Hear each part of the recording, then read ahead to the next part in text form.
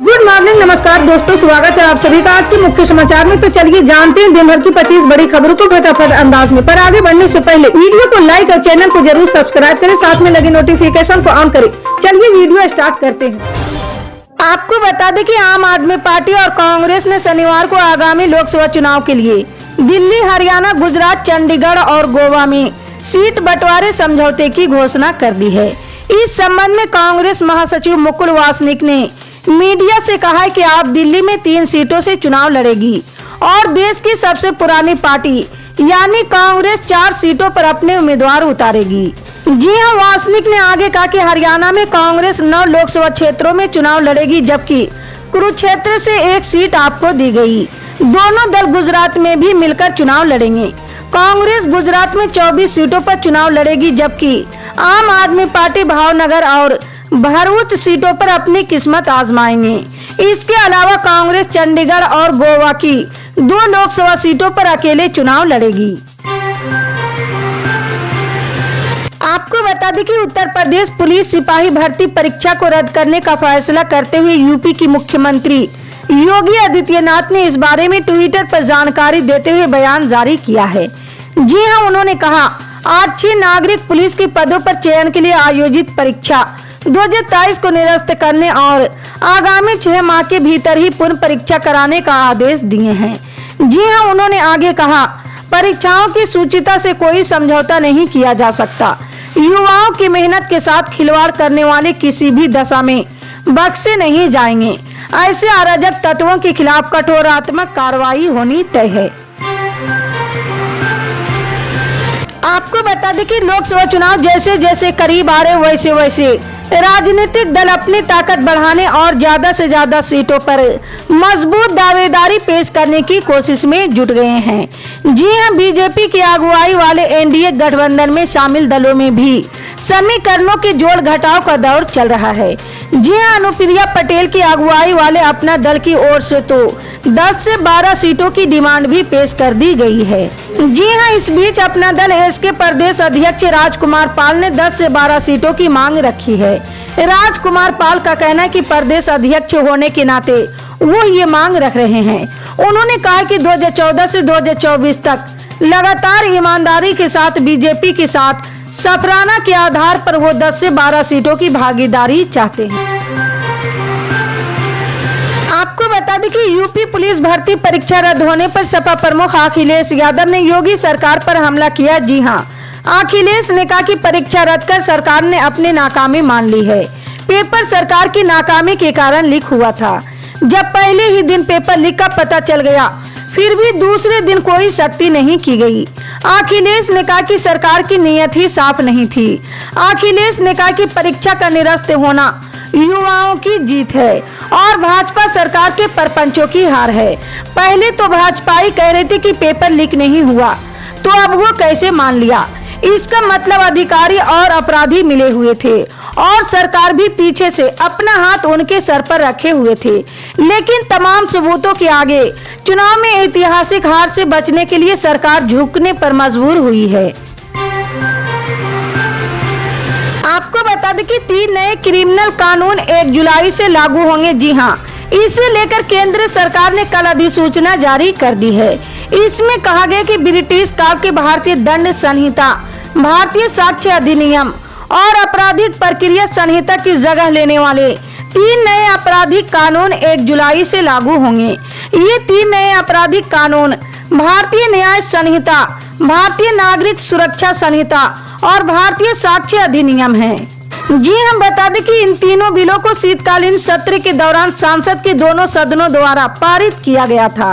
बाद में राष्ट्रपति द्रौपदी मुर्मू ने तीनों नए क्रिमिनल लॉ बिल को मंजूरी दे दी थी। राष्ट्रपति की सहमति मिलने के बाद इन्हें कानून बना दिया गया है। आपको बता दें कि कांग्रेस नेता राहुल गांधी की भारत जोड़ो न्याय यात्रा मुरादाबाद पहुंच चुकी है। जी हां, राहुल गांधी के साथ पार्टी के राष्ट्रीय महासचिव प्रियंका गांधी भी इस यात्रा में शामिल हुई है। मुरादाबाद से शुरू हुई इस यात्रा में प्रियंका गांधी अमरोह, संभल, बुलंदशहर, अलीगढ़, हाथरस और आगरा होते हुए फतेहपुर सीकरी तक साथ रहेगी। जी हां, भारत जोड़ो यात्रा में भारी संख्या में कांग्रेस एवं सपा समर्थक मौजूद रहे हैं। ये यात्रा मुरादाबाद से शुरू होकर आगरा पहुंचकर पूरी होगी। जी हां, अखिलेश यादव 25 फरवरी को दोपहर 2 बजे आगरा में राहुल गांधी की यात्रा में उनके साथ रहेंगे। जी हां, बता दें कि सपा और कांग्रेस दोनों ने बुधवार को उत्तर प्रदेश में लोकसभा चुनाव के लिए सीट बंटवारे की घोषणा की थी, जिसके तहत कांग्रेस ने 17 सीट पर चुनाव लड़ेगी। आपको बता दें कि मुफ्ती सलमान अजहरी को गुजरात की एक अदालत ने 22 फरवरी को कुछ शर्तों के साथ सभी मामलों में जमानत दे दी थी। हालांकि उन्हें दोबारा गुजरात पुलिस ने पासा कानून के तहत गिरफ्तार कर लिया और वडोदरा जेल भेज दिया। जी हां, इस बीच पासा कानून को लेकर देश में एक बार फिर बहस छिड़ गई है। जी हां, दरअसल गुजरात सरकार का पासा कानून हमेशा विवादों में रहा है। जैसा कि इस कानून का सेक्शन 6 सरकार को ये शक्ति देता कि वो किसी भी शख्स को अलग अलग आधार पर हिरासत में ले सकती है। इसके साथ ही वो अलग अलग हिरासत आदेश भी दे सकती है। ऐसे में अगर कोर्ट में कोई एक आधार खारिज हो जाता है तो उस शख्स को दोबारा हिरासत में लेने का आदेश कायम रह सकता है।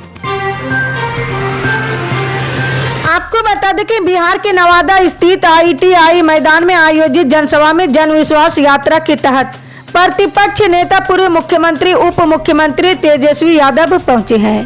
जी हां, नवादा में उन्होंने जन विश्वास यात्रा के तहत जनसभा को संबोधित किए। जनसभा को संबोधित करते हुए तेजस्वी यादव मुख्यमंत्री नीतीश कुमार और भाजपा सरकार पर जमकर बरसे हैं। उन्होंने कहा कि जब मोदी और नीतीश के सामने लालू नहीं झुके तो उनका लायका तेजस्वी भी नहीं झुकेगा।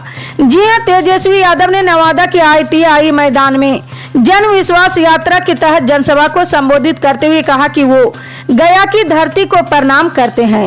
उन्होंने कहा कि हम आपकी लड़ाई लड़ने आए, यदि साथ दीजिएगा तो नया बिहार बनाएंगे, यहाँ कारखाने लगेंगे, विकास के काम बढ़ेंगे, नौकरी और रोजगार, शिक्षा, चिकित्सा सब कुछ बेहतर होगा। आपको बता दें कि प्रधानमंत्री नरेंद्र मोदी ने विकसित भारत विकसित छत्तीसगढ़ संकल्प यात्रा कार्यक्रम के दौरान छत्तीसगढ़ में 34,427 करोड़ रुपए की 10 विकास परियोजनाओं का शनिवार को डिजिटल माध्यम से लोकार्पण एवं शिलान्यास किए हैं। जी हां, अधिकारियों ने बताया कि प्रधानमंत्री नरेंद्र मोदी ने विकसित भारत संकल्प यात्रा के तहत छत्तीसगढ़ के लिए 34,427 करोड़ रुपए की 10 परियोजनाओं का लोकार्पण एवं शिलान्यास किए, जिनमें 18,897 करोड़ रुपए की लागत वाली 9 परियोजनाओं का लोकार्पण तथा 15,530 करोड़ रुपए लागत की 1 परियोजनाओं का शिलान्यास शामिल है। आपको बता दें कि भारतीय मौसम विज्ञान विभाग ने विभिन्न राज्यों के लिए अपडेट जारी किया है। जी हां, सर्दी का मौसम जाने को है और झुलसने वाली गर्मी आने वाली है। मौसम के बदलाव के दौर में फिजाओं के तेवर हर दिन बदल रहे हैं। कहीं बारिश हो रही तो कहीं बर्फबारी का दौर चल रही है। जी हां, भारतीय मौसम विभाग यानी IMD ने मौसम को लेकर अलर्ट जारी किया है। IMD ने X पर पोस्ट कर मध्य भारत में बारिश की संभावना जताई गई है। मौसम वैज्ञानिकों का कहना है कि 26 और 27 फरवरी 2024 को मध्य भारत में बारिश के साथ ही आंधी, तूफान, ओलावृष्टि और आकाशीय बिजली गिर सकती है। जी हां, मौसम विभाग ने मध्य भारत के राज्यों के लिए अलर्ट भी जारी किया है ताकि किसी भी तरह के नुकसान को टाला जा सके। इसके अलावा उच्च पर्वतीय प्रदेशों में 26 और 27 फरवरी को बर्फबारी होने की संभावना जताई गई है। जी हां, हिमाचल प्रदेश से लेकर उत्तराखंड और जम्मू कश्मीर के उच्च इलाकों में हालात बिगड़ने की आशंका जताई गई है। मौसम वैज्ञानिकों ने ऐसे समय में लोगों को सावधानी बरतने की सलाह दी है। आपको बता दें कि असम मंत्रिमंडल ने बाल विवाह को समाप्त करने के लिए असम मुस्लिम विवाह और तलाक पंजीकरण अधिनियम 1935 को रद्द करने की मंजूरी दे दी है। राज्य के मुख्यमंत्री हेमंत बिस्वा शर्मा ने ये जानकारी दी। जी हां, अब इस पर AIM सांसद इम्तियाज जलील की प्रतिक्रिया सामने आई है।